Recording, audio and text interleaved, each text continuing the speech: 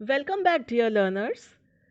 As you can see that I will be discussing with the part 2 of enzyme immobilization topic, that is the different chemical methods we use or apply for carrying out the process of enzyme immobilization.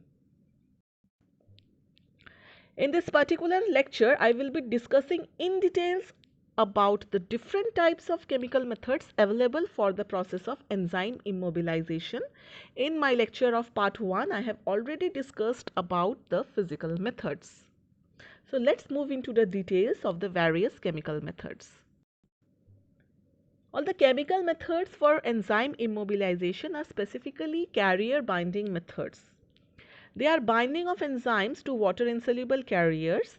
The oldest and most prevalent method, the materials used for immobilization of enzymes are called as carrier matrices, which are usually inert polymers. The different types of carriers are naturally occurring, synthetic, organic and inorganic. The different types of carrier binding methods are physical, that is adsorption, and chemical, that is the cross-linking, covalent bonding and ionic binding. The ideal carrier matrix has the following properties. It should have the following properties, that is low cost, inertness towards enzymes, physical strength, stability, biocompatibility, reduction in the product inhibition, a shift in the pH optimum for enzyme action to the desired value of the process, and reduction in the microbial contamination and non-specific adsorption. The different naturally occurring biopolymers are, they are water insoluble polysaccharides such as cellulose, starch, agarose, chitosan and proteins such as gelatin. The synthetic organic polymers are easily and artificially designed and can adjust the porosity, ionic and hydrophobic hydrophilic properties, mechanical strength and longevity, superior to those from natural polymers. For example, Eupergit C, that is acrylic resin. It is prepared by using compounds of N,N-methylene bis, methylacrylamide, allyl glycaldehyde, ether and glycidyl methacrylate. These are the structure of the Eupergit, and this is the SEPA beads that are prepared from the Eupergit. Inorganic solids such as cheapest matrix being used for immobilization. Example is alumina, silica and zeolites. Now we will discuss about the first process of carrier binding, that is the adsorption. It is the earliest method of enzyme immobilization. The physical adsorption of enzyme molecules onto the surface of the solid matrices occurs over here. The enzyme is attached to the support material by weak non-covalent linkages, including ionic or hydrophobic interactions, some hydrogen bonding and van der Waals forces. It can be carried out by contacting between the enzyme solution and polymer support in a stirred reactor. Therefore, the adsorbed enzymes can be easily removed by minor changes in the pH, ionic strength or temperature. The method is simple and mild with a vast variety of carriers helpful for simultaneous purification as well as enzyme immobilization without any conformational change. The adsorption by hydrogen bonding, this is the diagrammatic representation, and this is the diagrammatic representation of adsorption by van der Waals forces. There are four procedures for immobilization by adsorption. First one is a static process. Enzyme is immobilized on the carrier simply by allowing the solution containing the enzyme to contact the carrier without stirring. The dynamic batch process, in this process the carrier is placed into the enzyme solution and mixed by stirring or agitated continuously in a shaker. The reactor loading process, carrier is placed into the reactor, then the enzyme solution is transferred to the reactor by agitating the carrier and the enzyme solution. The electrodeposition process, the carrier is placed close to one of the electrodes in an enzyme bath, the current is put on, the enzyme migrates to the carrier and gets deposited on the surface. These are the examples of some of the enzymes and their respective carriers. What are the advantages of the process of adsorption? Because no reactive species are involved, there is little or no conformational change in the enzyme on immobilization. It is easy and economic method for preparing immobilized enzymes. It is easily reversed to allow the regeneration of a catalyst and can be recycled, regenerated and reused. Those are the 3 R's. Disadvantages says that desorption of protein from the carrier during use owing to the weaknesses of the involved binding force with subsequent loss of catalytic activity and contamination of the product. The limited reliability when absolute immobilization of an enzyme is desired. Next process is cross-linking process. In this, special chemicals used for promoting intermolecular linkage of cross-linking agents help in the formation of covalent bonds between enzyme molecules. The cross-linking is accomplished by using bi or polyfunctional reagents. The toxicity of such reagents is a limiting factor in applying method to living cells and many enzymes.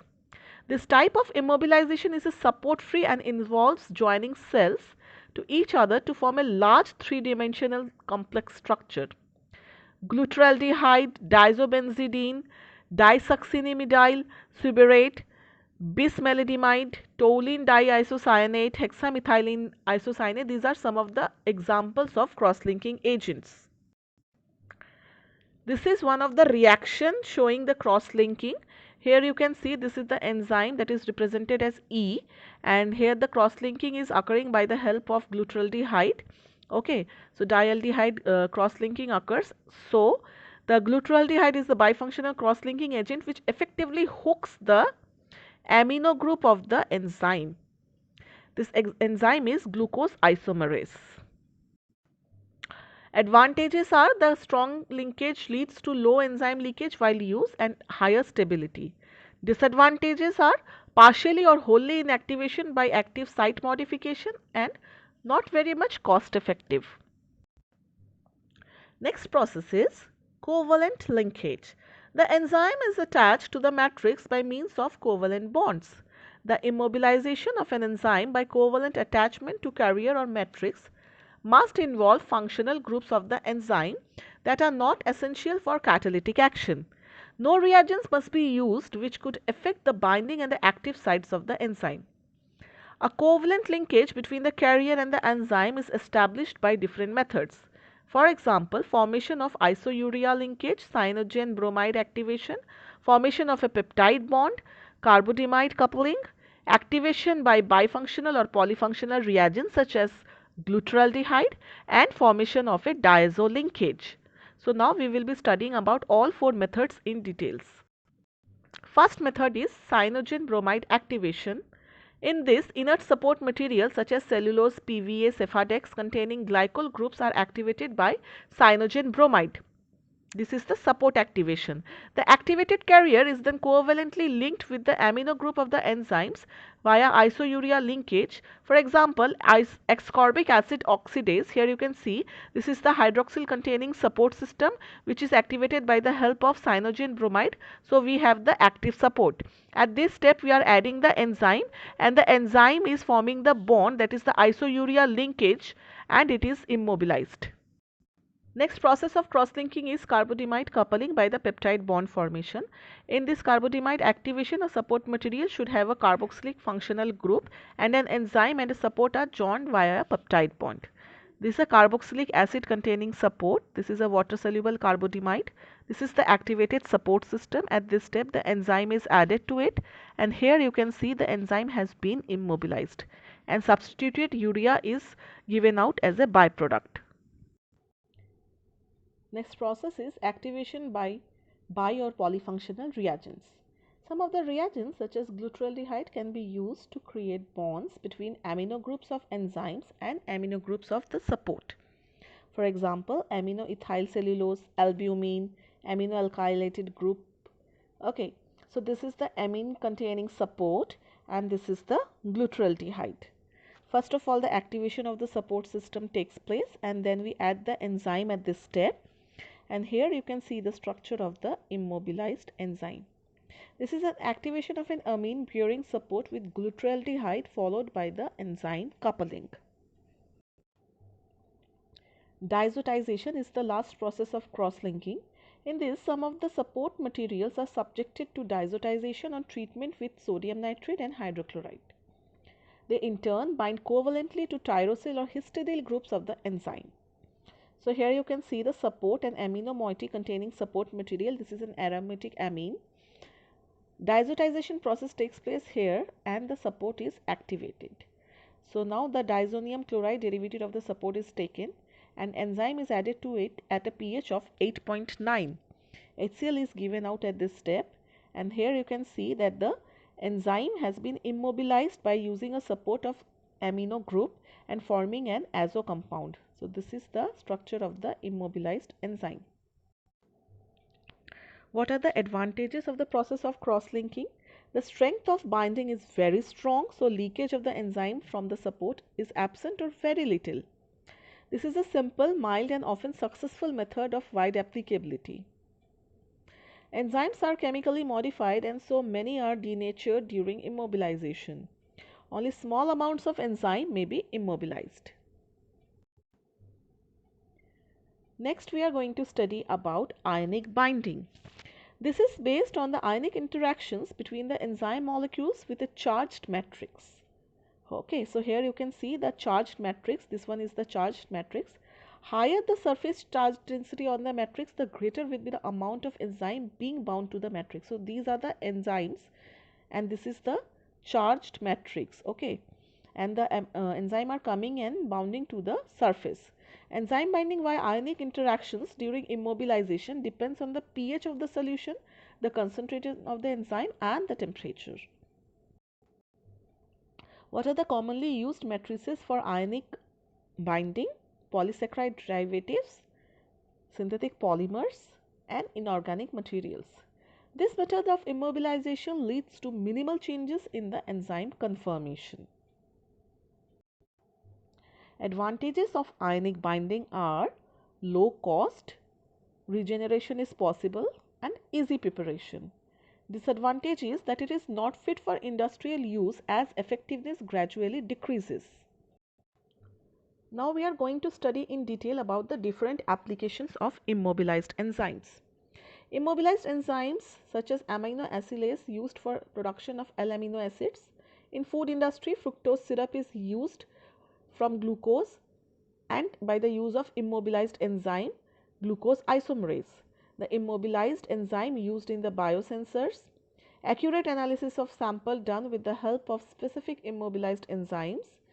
Immobilized enzymes are cells used in industry for the production of industrial products. Some of the examples I have cited here: amino acylase used for optical resolution of DL amino acids, alpha amylase and glucoamylase for conversion of starch to glucose, glucose isomerase for conversion of glucose to fructose, penicillin amidase for production of 6-amino penicillinic acid from penicillin, beta galactosidase for hydrolysis of lactose in milk or whey. So learners, let us have a quick review of all the processes by looking into this diagram. You can see I have mentioned the name of all the processes over here. We start with the encapsulation, that is a totally membrane based process. Then entrapment, which can be achieved by inclusion in fibers, inclusion in the gels and in microcapsules. Then adsorption, which includes static process, dynamic batch process, reactor loading process, electrode position process. Covalent bonding such as diazotization, peptide bond, polyfunctional reagents, and cross-linking, which can be achieved by copolymerization. So now I conclude my lecture presentation here. With a vast array of research on enzyme immobilization, we can conclude that it is one of the most promising techniques for highly efficient and economically competent biotechnological processes in the field of environmental monitoring, biotransformation, diagnostics, pharmaceutical and food industries. It is an enzyme-based strategies are increasingly replacing conventional chemical methods in both laboratories and industries with attributes like efficiency, quicker performance and multifarious use. However, commercialization of immobilized enzyme is still at a lower pace because of their cost and storage problems. Thank you for following and listening to my lectures. I hope this lecture will help you to understand the different aspects of enzyme immobilization. If you have any queries, you can mail me or you can drop into the comment section of my YouTube channel. Thank you. Have a nice day.